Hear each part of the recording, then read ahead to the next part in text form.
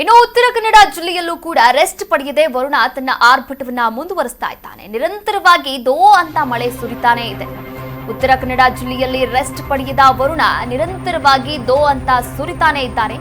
ಇನ್ನು ಜಿಲ್ಲೆಯ 4 ತಾಲೂಕುಗಳ ಶಾಲೆಗಳಿಗೆ ರಜೆಯನ್ನ ಕೂಡ ಘೋಷಣೆ ಮಾಡಲಾಗಿದೆ.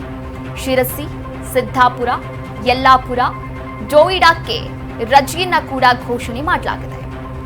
ಅಂಗನವಾಡಿ, ಪ್ರಾಥಮಿಕ ಶಾಲೆ ಹಾಗೆ ಪ್ರೌಢಶಾಲೆಗಳಿಗೂ ಕೂಡ ರಜೆಯನ್ನ ಘೋಷಣೆ ಮಾಡಿದ್ದಾರೆ. ಅಲ್ಲಿನ ಜಿಲ್ಲಾಧಿಕಾರಿ ಲಕ್ಷ್ಮೀ ಪ್ರಿಯಾ ಒಂದು ಮುನ್ನೆಚ್ಚರಿಕಾ ಕ್ರಮವನ್ನ ಕೂಡ ತೆಗೆದುಕೊಂಡಿದ್ದಾರೆ ಅಂತಾನೆ ಹೇಳ್ಬೋದು.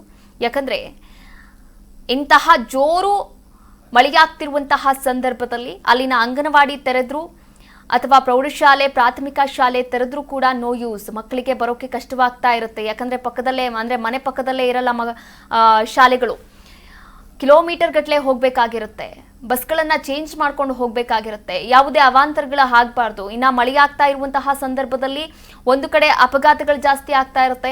ಈ ಅಪಘಾತಗಳು ಯಾವಾಗ ಜಾಸ್ತಿ ಆಗುತ್ತೆ ಅಂತ ನಾವಿಲ್ಲಿ ಗಮನಿಸ್ತಾ ಹೋಗೋದಾದ್ರೆ, ಸರಿಯಾದಂತಹ ರಸ್ತೆ ಇರಲ್ಲ, ರಸ್ತೆ ತುಂಬ ಎಲ್ಲ ಗುಂಡಿ ಬಿದ್ದಿರುತ್ತೆ. ಒಟ್ಟು ಎಲ್ಲ ಕಡೆನೂ ನಾವಿಲ್ಲಿ ಗಮನಿಸ್ತಾ ಹೋಗೋದಾದ್ರೆ ಅಪಘಾತಗಳು, ಅಚಾತುರ್ಯಗಳು ನಡಿಬಾರ್ದು ಎನ್ನುವಂತಹ ದೃಷ್ಟಿಯಲ್ಲಿ ಈಗಾಗಲೇ ನಿರ್ಧಾರವನ್ನ ತೆಗೆದುಕೊಂಡಿರುವಂಥದ್ದು. ಇನ್ನು ಜಿಲ್ಲಾಧಿಕಾರಿ ಕೆ ಲಕ್ಷ್ಮೀ ಪ್ರಿಯಾ ಕೂಡ ರಜೆಯನ್ನ ಘೋಷಣೆ ಮಾಡಿದ್ದಾರೆ.